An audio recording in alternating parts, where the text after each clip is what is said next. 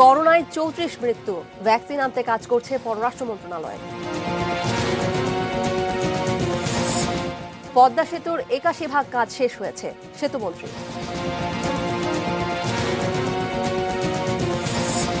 ইউএনওর ওপর হামলার ঘটনায় ঘোড়াঘাট থানায় ওসি প্রত্যাহার। নারায়ণগঞ্জে দগ্ধ চিকিৎসাধীন ৫ জনের অবস্থা অপরিবর্তিত। এবং অনলাইন স্কুলে বৈষম্য বাড়তে পারে ঝরে পড়ার হার।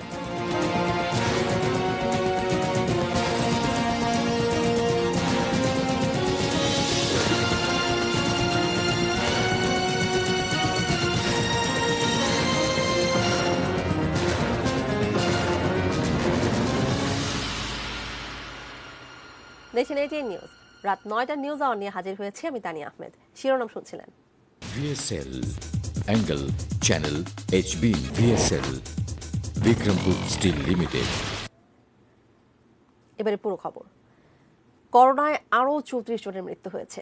এ নিয়ে দেশে করোনায় আক্রান্ত হয়ে মোট মৃত্যু হল ৪,৬৬৮ জনের। শুক্রবার করোনা পরিস্থিতি নিয়ে সংবাদ বিজ্ঞপ্তিতে স্বাস্থ্য অধিদপ্তর জানায়, দেশে ৯৪টি ল্যাবে ১৪,৭৪৭ জনের নমুনা পরীক্ষা করা হয়েছে। তাতে নতুন করে শনাক্ত হয়েছেন ১,৭৯২ জন। মোট শনাক্ত ৩,৩৪,৭৬২ জন এবং সবশেষ ২,৪৭৪ জনকে নিয়ে মোট সুস্থ হয়েছেন ২,৩৬,০২৪ জন।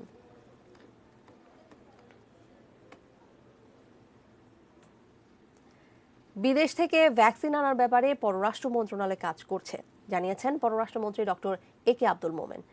সকালে জাতীয় প্রেস ক্লাবে জনতার প্রত্যাশা নামক বেসরকারি সংগঠনের আয়োজনে অনুষ্ঠিত আলোচনায় একথা জানান মন্ত্রী। মুজিব বর্ষ উপলক্ষে বঙ্গবন্ধু বাংলাদেশ শীর্ষক এই আলোচনায় তিনি বলেন, মুজিব বর্ষেই বিদেশে থাকা বঙ্গবন্ধুর খুনিদের দেশে ফিরিয়ে এনে বিচার বাস্তবায়ন করা আমাদের স্বপ্ন। আর এই স্বপ্নকে ত্বরান্বিত করতে বিচারের পক্ষে স্বাক্ষর সংগ্রহ শুরু করতে প্রবাসী বাঙালিদের প্রতি আহ্বান জানান তিনি। সাংবাদিকদের প্রশ্নের জবাবে মন্ত্রী বলেন, যেখান থেকে আনলে দেশের মঙ্গল হবে সে দেশ থেকেই করোনার ভ্যাকসিন আনবে সরকার। আমাদের এখানে ভ্যাকসিন কোত্থেকে আসবে না আসবে এইটা আমাদের দেশের মঙ্গলের জন্য যেখান থেকে পারা যায়। কালকে মাননীয় প্রধানমন্ত্রী স্পষ্টভাবে বলেছেন, আমার মানুষকে বাঁচানোর জন্য আমার দায়িত্ব, আমি সেখান থেকে আনবো। আমাদের পররাষ্ট্র মন্ত্রণালয় এই ব্যাপারে এর উপরে কাজ করছে। পদ্মা সেতু প্রকল্পের সার্বিক অগ্রগতি ৮১ ভাগেরও বেশি এবং মূল সেতুর প্রায় ৯০ ভাগ কাজ শেষ হয়েছে বলে জানিয়েছেন সড়ক পরিবহন ও সেতুমন্ত্রী ওবায়দুল কাদের। তিনি আজ সকালে পদ্মা সেতু প্রকল্পের অগ্রগতি পর্যালোচনায় সভায় একথা বলেন। ইতিমধ্যে মূল সেতুর প্রায় ৯০ ভাগ কাজ শেষ হয়েছে। ৪১টি স্টিল বা স্পেনের প্রকল্প সাইটে এসে পৌঁছেছে। ৬টি স্পেন প্রস্তুত। পদ্মার পানি প্রবাহের গতি কমলেই আমরা পরবর্তী স্প্যানগুলো বসাতে পারব। ৪২টি পিয়ারের কাজ শেষ হয়েছে। নদী শাসনের কাজের অগ্রগতি শতকরা প্রায় ৭৪ ভাগ। এর আগেই মাওয়া এবং জাজিরা প্রান্তে সংযোগ সড়ক এবং টোল প্লাজার কাজ শেষ হয়েছে। প্রকল্পের সার্বিক অগ্রগতি শতকরা ৮১ ভাগেরও বেশি। উপজেলা নির্বাহী কর্মকর্তা ওয়াহিদা খানম ও তার বাবার ওপর হামলার ঘটনায় ঘোড়াঘাট থানার ওসি আমিনুল ইসলামকে প্রত্যাহার করা হয়েছে। এছাড়া এই মামলার ২ আসামিকে ৭ দিনের রিমান্ড শেষে জেলে পাঠানো হয়েছে। দুপুরে আমিনুল ইসলামকে থানা থেকে প্রত্যাহার করে দিনাজপুর পুলিশ লাইন্সে সংযুক্ত করা হয়। রংপুর সদর থানার পরিদর্শক আজিমউদ্দিনকে ঘোড়াঘাট থানায় নতুন ওসির দায়িত্ব দেওয়া হয়েছে। ওয়াহিদা খানম ও তার বাবার ওপর হামলার ঘটনায় আইনশৃঙ্খলা পরিস্থিতি রক্ষায় ব্যর্থতা এবং ওই রাতে পুলিশের টহল নিয়ে প্রশ্ন ওঠে ওসি আমিনুল ইসলামের বিরুদ্ধে। এদিকে হত্যা চেষ্টার ২ আসামি নবীরুল ইসলাম ও সান্টু কুমারকে বিকেলে দিনাজপুর সিনিয়র জুডিশিয়াল ম্যাজিস্ট্রেট আদালতের মাধ্যমে জেল হাজতে পাঠানো হয়। আগামীকাল মামলার প্রধান অভিযুক্ত আসাদুল হককে ৭ দিনের রিমান্ড শেষে আদালতে হাজির করা হবে।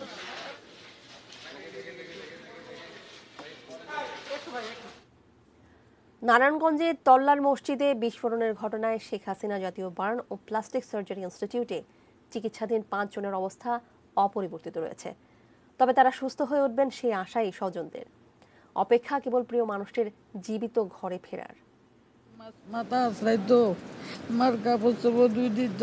সেই শুক্রবারের সকালটা অন্য দিনের মতোই ছিল আনোয়ারা বেগমের। কোম্পানিগঞ্জের বাসায় ঘরের টুকিটাকি কাজে ব্যস্ত, অথচ এই শুক্রবারে তিনি বার্ন ইনস্টিটিউটের নিচ তলায় দগ্ধ সন্তানকে এক নজর দেখার জন্য আকুল অপেক্ষায়। এক কান হাত চলে যাক, নইলে একটা পা চলে যাক, সঙ্গুই আমার ঘরে বসে থাক। আল্লাহর কাছে একটু ফয়াজ চাই, আমার মানিকের একটু ফয়াজ দিনে ফয়াজ দারাজ করো। আনোয়ারা আহাদ দম্পতির 3 ছেলে 1 মেয়ের মধ্যে দ্বিতীয় 37 বছরের আমজাদ হোসেন রতন বরাবরই মা অন্তপ্রাণ। বাড়িতে বাবা মাকে টাকা পাঠান নিয়মিত, বাজার করে মায়ের ফ্রিজ ভরতে ভালোবাসেন। পেশায় কাভার্ড ভ্যান চালক, সবার সঙ্গে তার হৃদ্যতা, মিষ্টি ব্যবহার। তাই তার দগ্ধ হওয়ার খবরে আজ সবার কষ্ট এতটা বেশি। ছেলেও চাইতে স্যার আর মা বাবা একটু দেখতে হয় নেই, ইনফেকশন আমার সবার কিছু নেই। গত 4 সেপ্টেম্বর শুক্রবার এশার নামাজের সময় বায়তুস সালাত জামে মসজিদে ওই বিস্ফোরণের ঘটনার পর মোট 37 জনকে ভর্তি করা হয়েছিল শেখ হাসিনা জাতীয় বার্ন ও প্লাস্টিক সার্জারি ইনস্টিটিউটে। তাদের মধ্যে কেবল মামুন প্রধান নামের একজন চিকিৎসা নিয়ে বাসায় ফিরতে পেরেছেন। ঘটনার 8ম দিনে ভর্তি 5 জন, সবাই আইসিইউতে। আমরা আমাদের সাধ্যমতো চেষ্টা করছি, বাকিটা উপর আল্লাহর হাতে, এবং তাদের শরীরের যেটা অবস্থা সেটার উপর নির্ভর করবে। বার্নের পেশেন্টগুলো এমনই হয় যে মোটামুটি সবার পার্সেন্টেজই প্রায় 50% বা তার উপরে এরকম আছে, ঠিক আছে। এখন দেখা যায় যে বার্নের পার্সেন্টেজটা বেশি হলে বা এরিয়া, যেহেতু ইনহেলেশনাল ইনজুরি আছে, এই পেশেন্টগুলো দেখা যায় যে খারাপ হওয়ার আশঙ্কাটা খুব বেশি থাকে। এদিকে ঘটনার ঠিক পরের শুক্রবারটিতে নারায়ণগঞ্জের তল্লাও একদম নীরব। এর আগের জুম্মাবারে যে মসজিদ ছিল মুসল্লিদের আনাগোনা প্রার্থনায় উজ্জ্বল, আজ সেখানে কেবলই শোক। Sajida Sweety, ATN news, Dhaka. রাজধানীর কারওয়ান বাজারে নিষিদ্ধ মাছ ও কেমিক্যাল দিয়ে মাছ বিক্রির অভিযোগে 5 জনকে বিভিন্ন মেয়াদে কারাদণ্ড দিয়েছে র্যাবের ভ্রাম্যমাণ আদালত। এছাড়া মেয়াদ উত্তীর্ণ ফ্রোজেন ফুড রাখা এবং রিপ্যাকিং করে বাজারজাত করার দায়ে আটক করা হয়েছে 4 জনকে। রূপচাঁদা মাছের মতোই দেখতে, দামটাও তুলনামূলক কম। চাষের মাছ বলেই এই ভিন্নতা। মাছ ব্যবসায়ীরা এমন যুক্তি দেখিয়েই রাক্ষসে পিরানহা মাছ রাজধানীর বাজারে বিক্রি করছে। শুক্রবার সকালে কারওয়ান বাজারে বিক্রির সময় র্যাবের অভিযানে জব্দ করা হয় পিরানহা সহ নিষিদ্ধ আফ্রিকান মাগুর, কাপড়ের রং ও জেলি মেশানো প্রায় 2 টন মাছ। গ্রেপ্তার করা হয় 5 জনকে, দেয়া হয় 1 থেকে 3 মাসের কারাদণ্ড। বলে রূপচাঁদা, এর জন্য রূপচাঁদা বলি বিক্রি করে সবাই, এর জন্য সেইটার জন্য আর কি ভুল হচ্ছে। স্বার্থক জন্য ক্ষতিকারক কোনো, এটা তো যারা দেয় তারাও জানে, কিন্তু তারা দেয় কি জন্য, আমরা তো আর দেই নাই। চিটাংতে আমাকে ইন্টারকে এরকম পাঠাইছে। পিরানহা ও আফ্রিকান মাগুর চাষ কিংবা পরিবহনে নিষেধাজ্ঞা থাকলেও কিছু অসাধু ব্যবসায়ী সেসব নিষেধাজ্ঞার তোয়াক্কা করছেন না।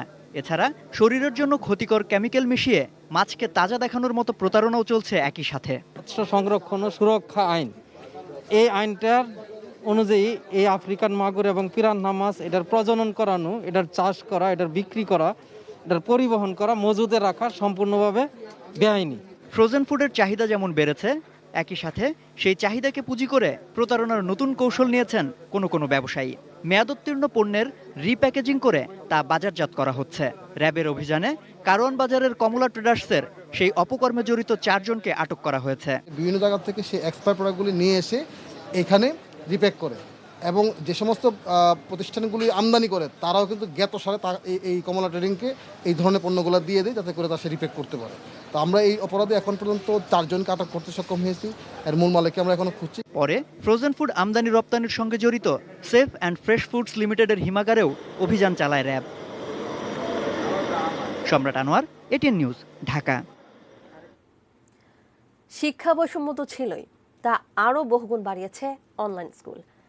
করোনাকালের এই বৈষম্য শিক্ষার্থী ঝরে পড়ার হার যেমন বাড়াবে, তেমনি চাকরি হারিয়ে পথে বসবেন শিক্ষা খাতে জড়িত লাখো মানুষ। কিন্তু সমাধান কি ভাবছেন বিশেষজ্ঞরা, তাই জানাচ্ছেন আরাফাত সিদ্দিকী। প্রায় 6 মাসেরও বেশি সময় বন্ধ থাকার পর একে একে খুলতে শুরু করেছে চীন, যুক্তরাষ্ট্র, যুক্তরাজ্য ও আফ্রিকা মহাদেশের স্কুলগুলো। স্কুল খোলার ক্ষেত্রে এরই মধ্যে সম্মিলিতভাবে একটি গাইডলাইন প্রকাশ করেছে ইউনিসেফ সহ জাতিসংঘের বিভিন্ন সংস্থা। তবে এসব দেশ আর বাংলাদেশের প্রেক্ষাপট অনেকটাই ভিন্ন। আফ্রিকার মতো বাংলাদেশের শিশুদের পুষ্টির নিশ্চয়তা স্কুলের উপর নির্ভর করে না। আবার উন্নত দেশের মতো স্বাস্থ্য খাতের সক্ষমতা নেই বাংলাদেশের। তাহলে সমাধান কি? আমাদের সবসময় ইতিবাচক কথা বলতে হবে, ছাত্রদেরকে পড়ালেখার মধ্যে রাখতে হবে। পরীক্ষা নেওয়া যাবে না, প্রমোশন হবে, এই সমস্ত কথা বললে তো ছেলেমেয়েরা পড়বে না। আমরা তাদেরকে ইতিবাচক কথা বলি সবসময়, সেই চেষ্টাটা যেন আমরা করি। যেমন এখন বলা হচ্ছে অক্টোবরের পরে হয়তো পরীক্ষা নেওয়া হবে কিংবা স্কুল খুলবে, কিন্তু এই সময়টা কি, সেপ্টেম্বরে তারা কি করবে? তাদেরকে পড়তে হবে, তাদেরকে পড়ালেখার কার্যক্রমের মধ্যে রাখতে হবে। রাজধানী সহ দেশের বড় শহরগুলোতে অনলাইন ক্লাস চালু করেছে অনেক শিক্ষা প্রতিষ্ঠান। আর্থিক সক্ষমতা যাই থাক, সন্তানের অনলাইন স্কুলের চাহিদা মেটাতে সর্বোচ্চ চেষ্টা করছেন শহরের অভিভাবকরা। শিক্ষায় এই বৈষম্য কমাতে সরকার সংসদ টিভি ও বেতারে শিক্ষা কার্যক্রম চালু করলেও আদতে তা কতটা কাজে আসছে? অনেক তো প্রবলেম থাকে টিভি ক্লাসের মধ্যে, হয়তো কারোর আমার অনেকের টিভি আবার নেই, আমরা তো অন্যের বাড়িতে দেখতে পারবো না। যখন দেখি তখন 1, 2, 3 একাদশ শ্রেণী এগুলো হয়। ক্লাসরুমের মধ্যে যে পড়াশোনাটা হয় সেই পড়াশোনাটা আসলে ওই ডিভাইস দিয়ে হবে না। কারো কারো ক্ষেত্রে হতে পারে যাদের অনেক উন্নত ডিভাইস আছে এবং যারা উন্নত ব্যবস্থাপনার সাথে পরিচিত, কিন্তু আমাদের এই হীন দরিদ্র মানুষদের ছেলেমেয়েরা এই ব্যবস্থার সাথে পরিচিত নয়, তাদের বাবা মা পরিচিত না, তাদের তো বাসায় যেও লেখাপড়া করানোর কেউ নাই, সুতরাং তাদেরকে যা কিছু করাতে হয় সব স্কুলে করাতে হয়। সে সঙ্গে বিশেষজ্ঞরা বলছেন, সরকার দ্রুত ব্যবস্থা না নিলে শিক্ষার্থী ঝরে পড়ার রোধে বর্তমান অর্জিত সাফল্য হয়তো ধরে রাখা সম্ভব হবে না। Arafat Siddiqui, ATN news, Dhaka. School বন্ধ, ঘরে বসে অনলাইন ক্লাস। আগে মোবাইল থেকে দূরে থাকতে বলতেন অভিভাবকরা, এখন তারাই শিশুর হাতে অ্যান্ড্রয়েড ফোন তুলে দিতে বাধ্য। শিশু বা অভিভাবকদের কাছে কেমন এই নতুন অভিজ্ঞতা? সিলেট প্রতিনিধি সজল ছত্রীর রিপোর্ট, ক্যামেরায় ছিলেন অনিল পাল।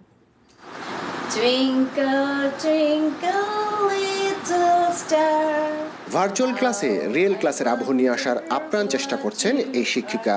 অন্য শিক্ষকদেরও চেষ্টার কমতি নেই, কিন্তু কতটা দিতে পারছেন শিক্ষার্থীদের? স্ক্রিনে ওরা বসতে চায় না, গার্জেনরা ওদেরকে আবার টেনে টেনে নিয়ে এসে বসে দেওয়া হয়।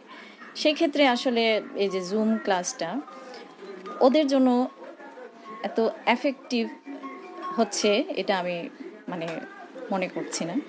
ঘরে বসে মোবাইল বা ল্যাপটপে ক্লাস, বন্ধুদের সাথে খুনসুটিহীন। করোনাকালের এই বিকল্প উপায় শিশু শিক্ষার্থীদের কাছেই বা কতটা উপকারী বা উপভোগ্য? হাতে মোবাইল ফোন পেয়ে আর স্ক্রিনে বন্ধুদের মুখ দেখে খুশিটা তাৎক্ষণিক, তবে সবারই অপেক্ষা কবে স্কুল খুলবে। The bads are there, internet issues and something else. The teachers can get locked out. You can become the host whenever you want and abuse it. পরে সময় কারেন্ট চলে যায় আর পরে ক্লাস করতে পারি না, এই জন্য পরে 20 মিনিট মাত্র টাইম থাকে, তখন সময়ের ভিতরে ক্লাস শেষ করতে পারি না। অভিভাবকদের প্রতিক্রিয়া মিশ্র। কেউ বলছেন প্রযুক্তির ভালো দিকটা আয়ত্তে আসারই কথা, আবার গ্রামের সব শিশু এই সুযোগটা পাচ্ছে না, সে দুশ্চিন্তাও তো উপেক্ষার বিষয় না। বাচ্চারা সারাক্ষণ হয়তো বসে থাকতো মোবাইল নিয়ে বা ল্যাপটপ নিয়ে গেম খেলতো, এখন পড়াশোনার বইটা ধরছে। শহরে তো যেমনই হোক অনলাইনে ক্লাস হয় কিছু, গ্রামে তো একদম হয়ই না। গ্রামের বাচ্চারা তো অনলাইনে ক্লাসটা কি বুঝেই না ওরা। শতভাগ শিশু এই সুযোগ পাচ্ছে না, বিশেষ করে গ্রামের শিশুরা। তারা সরকারি টেলিভিশনের অনলাইন ক্লাসের সুবিধা নিতে পারে, এমন পরামর্শ জেলা প্রশাসকের। আমাদের সুযোগটি আছে, এখন এই সুযোগ গার্ডিয়ানরা তার সন্তানের জন্য নেবেন কিনা এটা তার বিষয়। হয়তো বিকল্প অন্য কোনো উপায় তাকে তার ছেলেকে লেখাপড়া করাচ্ছে। সজল ছত্রী, এটিএন নিউজ, সিলেট। করোনাকালের নিষেধাজ্ঞা শিথিলের পর আবারও সড়কে ফিরতে শুরু করেছে রাজধানী ঢাকা। বেড়েছে যানজটও, কিন্তু এই যানজট নিরসনে নেওয়া প্রকল্পের অগ্রগতি হতাশ করছে সবাইকে। বিশেষজ্ঞরা বলছেন, যানজট নিরসনের পাশাপাশি অর্থনীতি চাঙা করতেও এসব প্রকল্প দ্রুত বাস্তবায়ন জরুরি। মফিদুল তবুর রিপোর্ট। রাজধানীর যানজট নিরসনে 2016 সালের আগস্টে প্রণয়ন করা হয় revised strategic transport plan RSTP, যার আওতায় 2036 সালের মধ্যে 5টি মেট্রো রেল, বেশ কয়েকটি ফ্লাইওভার এবং ওভারপাস সহ রাজধানীকে ঘিরে সার্কুলার ওয়াটারওয়ে নির্মাণের কথা বলা হয়েছে। ঢাকা ট্রান্সপোর্ট কোঅর্ডিনেশন অথরিটি বা ডিটিসি এর গবেষণা অনুযায়ী রাজধানীতে চলাচলকারী যানবাহনের গড় গতি ঘন্টায় গড়ে মাত্র 6 কিলোমিটার। দুঃসহ এই অবস্থা থেকে নগরবাসীকে কিছুটা স্বস্তি দিতে নগরীর অবকাঠামো ও যানবাহন ব্যবস্থাপনার দায়িত্ব দেওয়া হয় ডিটিসিএকে। কিন্তু সংস্থাটির কার্যক্রমে হতাশ সড়কমন্ত্রী নিজেই। যে কাজই দেওয়া হয় শুধু সমীক্ষা আর সমীক্ষা, যত মিটিং করি শুধু সমীক্ষার কথা শুনি, সম্ভাব্যতার কথা শুনি, কাজ হতে দেখি। নগর পরিকল্পনাবিদরা বলছেন উত্তরা থেকে মতিঝিল পর্যন্ত মেট্রো রেলের কাজ শেষ করা দরকার অর্থনীতি গতিশীল করার স্বার্থেই। সেই সঙ্গে প্রয়োজন নগর জুড়ে চলাচলের অযোগ্য ফুটপাত দ্রুত সংস্কার। অবশ্যই এটাকে আবার জোরে সোরে শুরু করতে হবে। এলিভেটেড এক্সপ্রেসওয়ে হয়তো এক্ষুনি না করলেও চলবে, কিন্তু মেট্রো রেল, বাস র্যাপিড, রাস্তা প্রশস্তকরণ, এগুলো।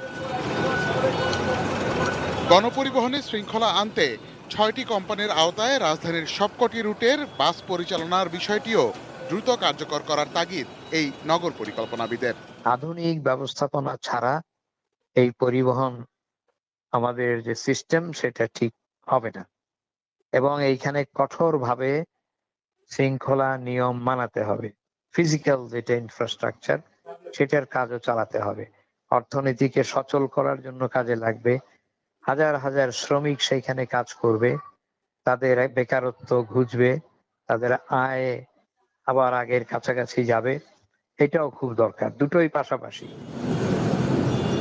Mofidul Topu, ATN news, Dhaka. News hour এই পর্যায়ে একটা ছোট বিরতি নিচ্ছি, কিছুক্ষণের মধ্যেই ফিরবো, সঙ্গেই থাকবেন।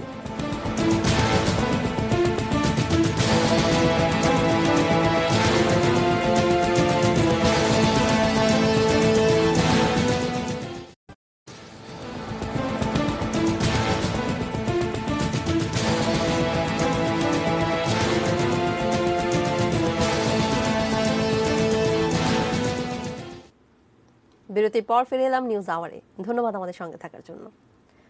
রাজধানীর কাঁঠালবাগানের একটি ভবনের সামনে থেকে আসিফ ইমতিয়াজ খান নামে এক আইনজীবীর মৃতদেহ উদ্ধার করেছে পুলিশ। তিনি আত্মহত্যা করেছেন বলে তার শ্বশুর জানিয়েছেন। তবে আসিফের বাবা ছেলেকে হত্যা করা হয়েছে বলে দাবি করেছেন। শুক্রবার ভোর 4:30টার দিকে ফ্রি স্কুল স্ট্রিটের ওই ভবনের 9 তলার বাসার বারান্দা থেকে আসিফ লাফিয়ে পড়েন বলে জানায় তার পরিবার। সংকটাপন্ন অবস্থায় আসিফকে উদ্ধার করে ঢাকা মেডিকেল কলেজ হাসপাতালে নেওয়া হলে চিকিৎসক তাকে মৃত ঘোষণা করেন। 4 বছর আগে বিয়ের পর থেকে ব্যারিস্টার আসিফ শ্বশুর বাড়িতে থাকতেন। স্ত্রীর সঙ্গে তার মনোমালিন্য ছিল বলে জানান তার শ্বশুর। আসিফ মাদকাসক্ত ছিল বলেও দাবি তাদের। তবে আসিফের বাবা সিরাজগঞ্জের সাবেক সংসদ সদস্য শহীদুল ইসলাম অভিযোগ করেন তার ছেলেকে হত্যা করা হয়েছে।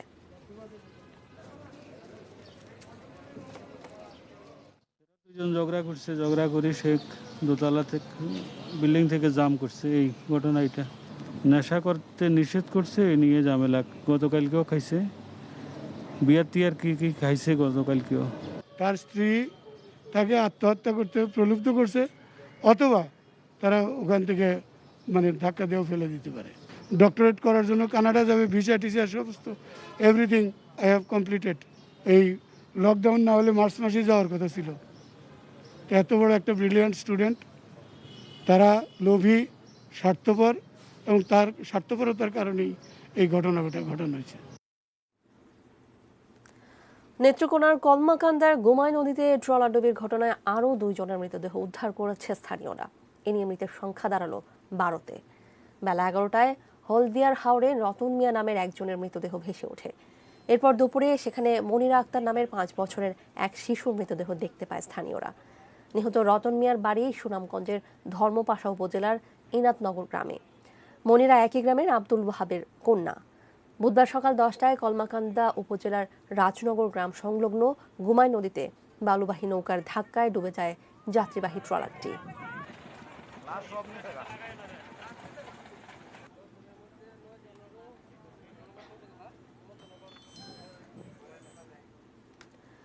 দাম স্বাভাবিক রাখতে আগামী রোববার থেকে সাশ্রয়ী মূল্যে পেঁয়াজ বিক্রি শুরু করবে trading corporation of Bangladesh TCB. এছাড়া পেঁয়াজ আমদানি ও বিক্রির জন্য এই যাবৎকালের সর্বোচ্চ প্রস্তুতি নিয়েছে টিসিবি। ভারতে পেঁয়াজের দাম বেড়েছে এমন খবরে দেশের বাজারেও অস্থিরতা দেখা দিয়েছে। মাত্র 3 দিনে কেজিতে দাম বেড়েছে 30 টাকার বেশি। তাই দাম স্বাভাবিক রাখতে 6 সেপ্টেম্বর বাণিজ্য মন্ত্রণালয়ের টাস্ক ফোর্স কমিটি টিসিবির মাধ্যমে খোলা বাজারে পেঁয়াজ বিক্রির সিদ্ধান্ত নেয়। গত বছরের সেপ্টেম্বরে বন্যার কারণে ভারত পেঁয়াজ রপ্তানি বন্ধ করে দেয়। সে সময় দেশের বাজারে হু হু করে দাম বেড়ে রেকর্ড 300 টাকা পর্যন্ত উঠেছিল পেঁয়াজের কেজি।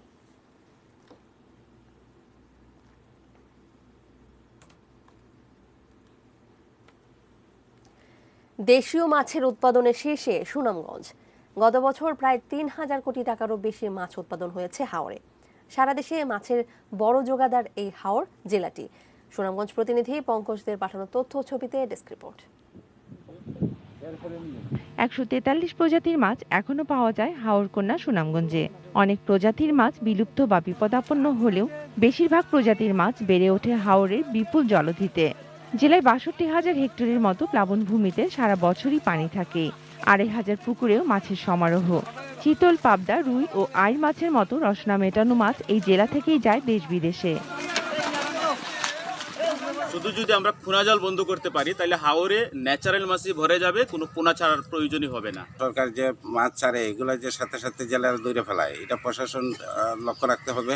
গেল বছর 1 লাখ টন মাছ উৎপাদন হয়েছে। প্রতি কেজি 300 টাকা করে হিসাব করলে মূল্য দাঁড়ায় 3 কোটি টাকা। আরো মনোযোগ আর সরকারি সহায়তা পাওয়া গেলে মৎস্য সম্পদের খনি হয়ে উঠবে এই হাওর। আমাদের বিস্তীর্ণ সম্পদ আছে, এখন বন্যাকে আপদ মনে করা হয়। এটা আপদ নয়, এটা সম্পদ হবে যদি আমরা প্লাবনভূমিতে মাছ চাষ করি। আমাদের বিস্তীর্ণ প্লাবনভূমি আছে, সেখানে যদি আমরা ঘেরাও করে মাছ চাষ করি তো সেখানে আমাদের উৎপাদন বাড়বে। এছাড়াও আমাদের মৎস্য আইন মানার ক্ষেত্রে আমাদের জেলেদের সচেতন হওয়া দরকার, কারণ সংরক্ষণের কোনো বিকল্প নাই। মাছে ভাতে বাঙালি বলে যে প্রবাদ আছে তা অনেকটাই হাওরের উপহার। তার সুরক্ষায় যত্নের প্রয়োজনীয়তার কথা বলছেন সুনামগঞ্জবাসী। Shakil Aziz, desk report, ATN news. News আওয়ারে আবারও সময় হলো একটা বিরতি নেওয়ার, সঙ্গেই থাকবেন।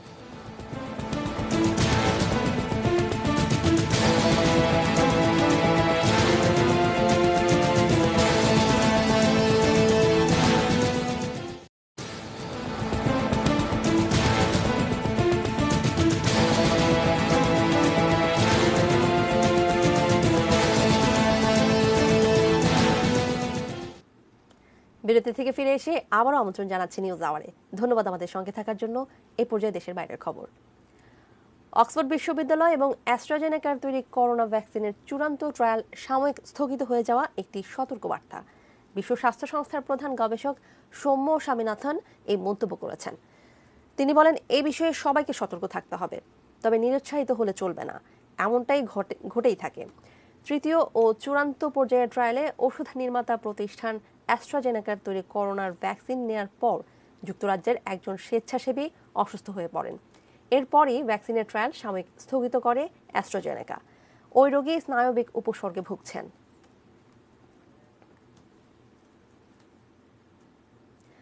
ভারতে করোনা ভাইরাস সংক্রমণ বেড়েই চলেছে। করোনা শনাক্তে আবারও নিজের রেকর্ড নিজেই ভাঙল ভারত।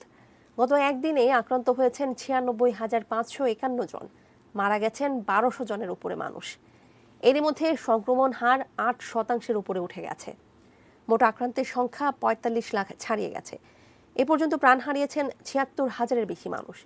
ভারতের মহারাষ্ট্র, অন্ধ্রপ্রদেশ ও কর্ণাটক এই 3 রাজ্যে আক্রান্তের সংখ্যা সবচেয়ে বেশি। এদিকে আক্রান্তের সংখ্যা ভারতের তুলনায় কম হলেও মৃত্যুর সংখ্যায় ব্রাজিল এখনও এগিয়ে। গত একদিনে ব্রাজিলে 922 জনের মৃত্যু হয়েছে। মোট মৃত্যু 1,29,575 জন। তবে মৃত্যু ও সংক্রমণের দিক থেকে এখনও শীর্ষে যুক্তরাষ্ট্র। মৃত্যু 1,96,000-এর বেশি। বিশ্বে এ পর্যন্ত প্রাণহানি হয়েছে 9,14,000-এর বেশি মানুষের।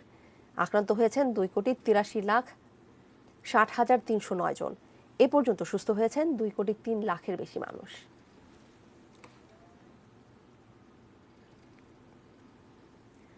সীমান্তে বিরোধপূর্ণ এলাকা থেকে নিজ নিজ পক্ষে সেনা সরিয়ে নিতে সম্মত হয়েছে ভারত ও চীন।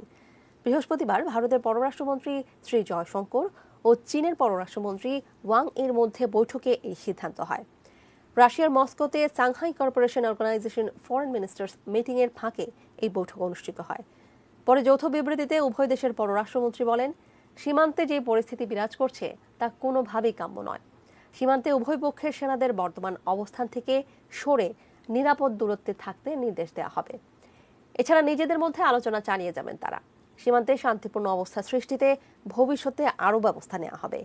সীমান্তের অ্যাকচুয়াল লাইন অফ কন্ট্রোল নামে পরিচিত এলাকায় বেশ কয়েকবার সংঘর্ষে জড়িয়েছে উভয় দেশের সেনারা। গোলাগুলি ও অপহরণের জন্য একে অপরকে দোষারোপ করেছে।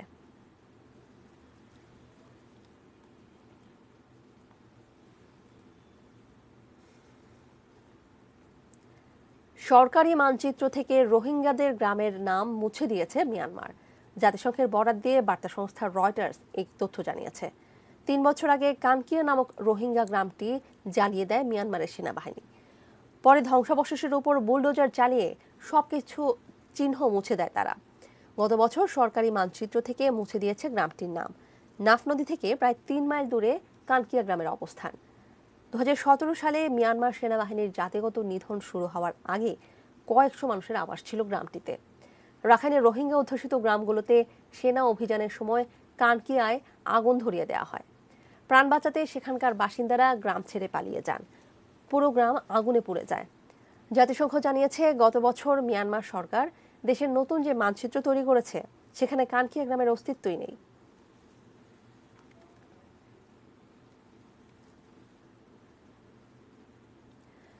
করোনা ভাইরাস মহামারীর বিরুদ্ধে লড়াইয়ে আরও $300 বিলিয়ন অর্থায়নের জন্য রিপাবলিকানদের উত্থাপিত বিলটি নাকচ করে দিয়েছে মার্কিন সিনেট।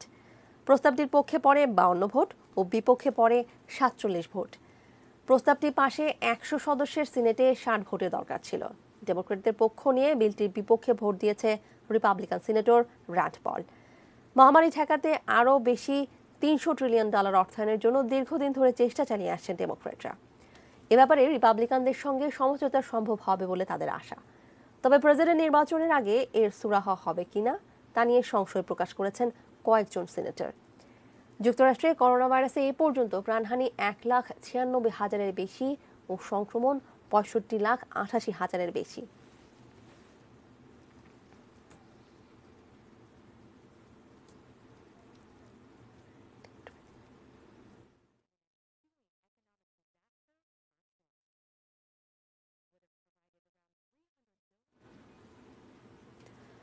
শুক্রবার শেষ হয়েছে বাফুফে নির্বাচনের মনোনয়নপত্রের বাছাই।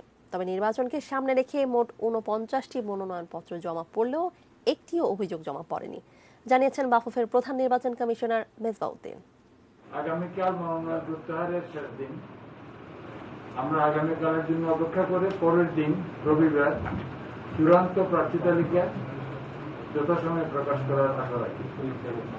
আপনাদের আমরা সহযোগিতা কামনা করি এবং আবারও করোনা সংক্রান্ত যে বিধি বা অনুরোধ আমরা জানিয়েছি সেটা যাতে সবাই অনুসরণ করেন, এই আহ্বান আমি জোরে সোরে জানাবো। এবং আবারও বলতে চাইবো যে আমাদের নির্বাচনের ভেন্যুতে করোনা সংক্রান্ত কোনো বিধির কোনো ক্রমে ব্যতিক্রম করা হবে না, তিনি যে হন। শ্রীলঙ্কা সফর সামনে রেখে ছুটির দিনেও অনুশীলন করেছেন ক্রিকেটাররা। ক্রিকেটারদের পদচারণায় আবারও ব্যস্ত হয়ে উঠেছে মিরপুর। শুক্রবারও অনুশীলনে ঘাম ঝরিয়েছেন ক্রিকেটাররা। টেস্ট ওপেনার সাদমান ইসলাম, ইমরুল কায়েস, লিটন দাস এবং নুরুল হাসান সোহানরা ফিটনেস ট্রেনিংয়ের পাশাপাশি ব্যাটিংও করেছেন। তবে সূচিতে নাম থাকলেও এদিন হোম অফ ক্রিকেটে আসেননি তামিম ইকবাল এবং সৌম্য সরকার।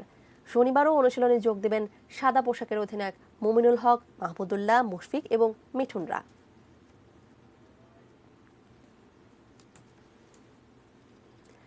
শনিবার থেকে শুরু হচ্ছে ইংলিশ প্রিমিয়ার লিগের নতুন মৌসুম।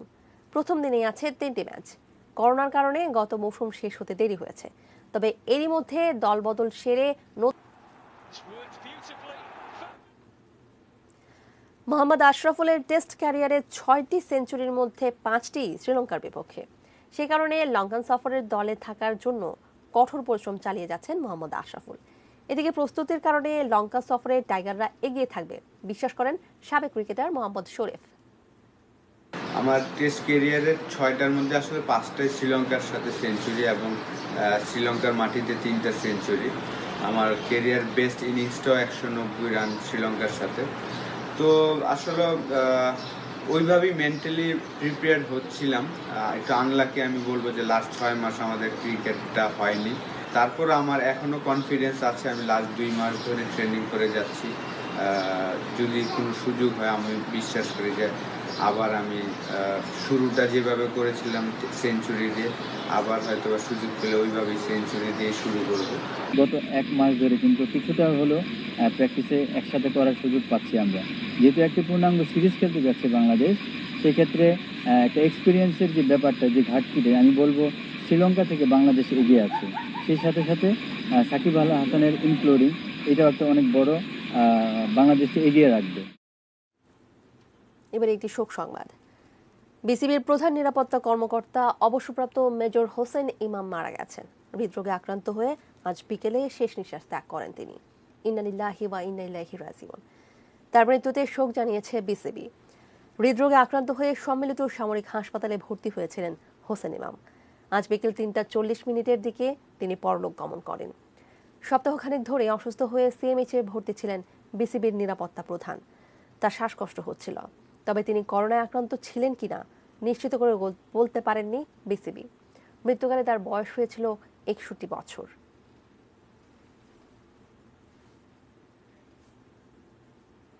এই ছিল নিউজ আওয়ারের খবরাখবরের সর্বশেষ।